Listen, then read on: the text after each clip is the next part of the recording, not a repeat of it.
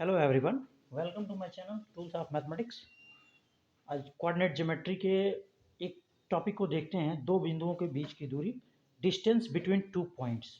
इसके पहले हम लोगों ने कोऑर्डिनेट ज्योमेट्री के बेसिक्स और एक और चीज़ को देखा था, equation of one variable, equation of two variable. इसके बाद देखा जाएगा।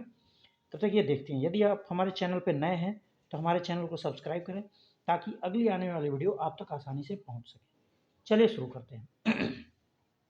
ये है एक्स एक्सिस, जिसको एक्स एक्स डैश से डिनोट करते हैं। ये है वाई एक्सिस, जिसको वाई वाई डैश से डिनोट करते हैं। और ये है ओरिजिन, जिसका कोऑर्डिनेट जो होता है वो 0 0 होता है।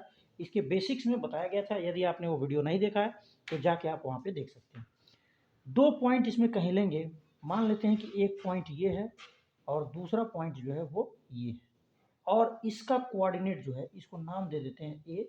इसका कोऑर्डिनेट लिखते हैं x1 y1, ये ठीक है। और दूसरा पॉइंट जो है, इसका कोऑर्डिनेट है x2 y2। ये कोऑर्डिनेट ले लिया हम लोगों ने।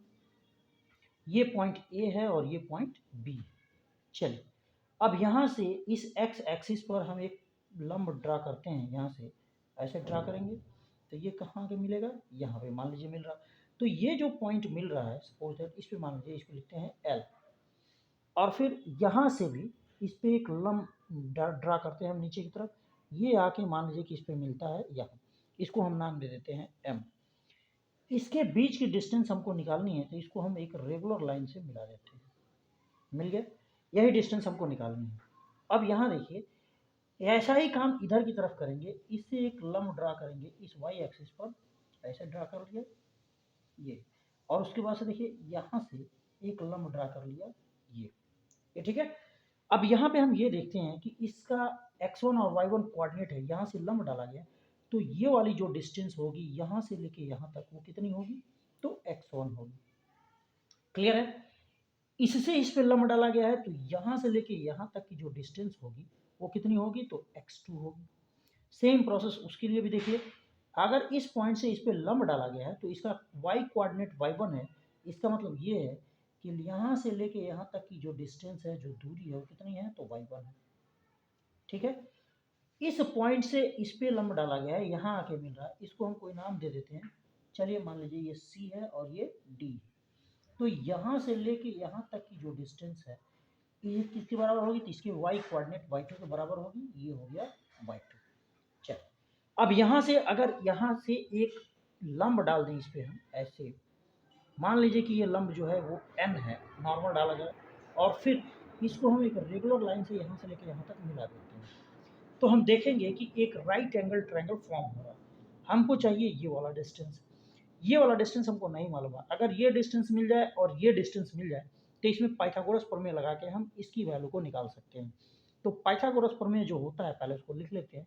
होता क्या है, ए बी स्क्वायर यहाँ दिया हुआ है इज इक्वल टू, इसमें क्या हो जाएगा, ए एन स्क्वायर और फिर प्लस बी एन स्क्वायर।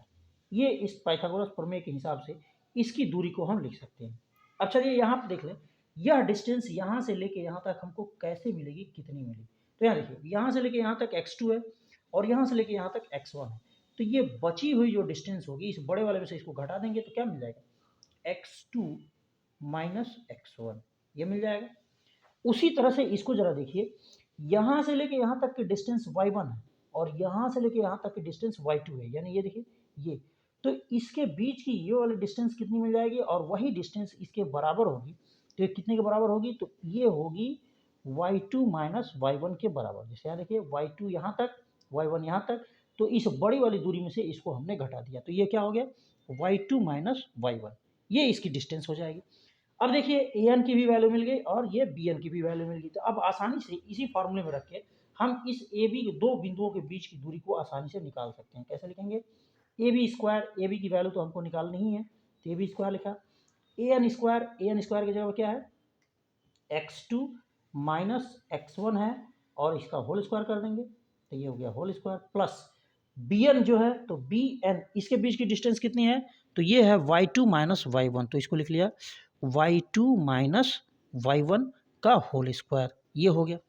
अब इस स्थिति में इसका हम वर्ग ले लेंगे, वर्गमूल ले लेंगे, तो ये कितना हो जाएगा, a b is equal to under root, अब यहाँ से हम लिख लेंगे कोष्टक में x2 माइनस x1 का whole square plus y2 minus y1 का होल स्क्वायर। इस तरह से कोई भी दो बिंदु के कोऑर्डिनेट दिए हुए हैं, निर्देशांक दिए हुए हैं, तो इस फॉर्मूले का यूज़ करके हम उन दोनों बिंदुओं के बीच की डिस्टेंस को निकाल सकते हैं। ठीक है, वीडियो अच्छी लगी हो तो लाइक करें, हमारे चैनल को सब्सक्राइब करें ताकि अगली आने वाली वीडियो आप तक आसानी से पहुंच सके। धन्यवाद।